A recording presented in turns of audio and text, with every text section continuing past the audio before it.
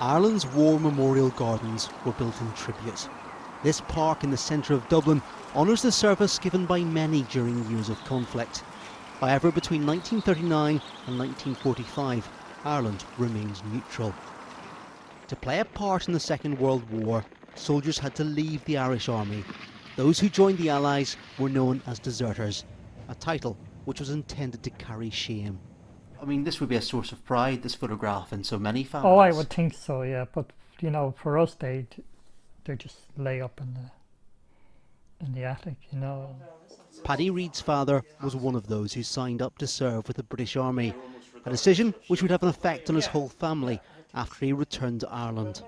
We kind of were made aware day by day, going to school, what we were, not good Irish people, you know.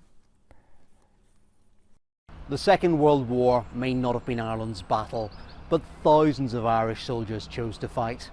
However, there were consequences for them when they returned after the war. They weren't allowed to hold a job paid for by the state for years, and they lost all of their pension rights. Last year, the Irish government issued an apology for the way they were treated. And today, the country's Defence Minister is expected to announce an amnesty and a pardon for those blacklisted. It's nice to be able to turn around and say, well, look, we're recognising your service. It's a victory for campaigners who have been fighting for years for a pardon. It'll be sort of a recognition that the experience that they went through post-war was unfair.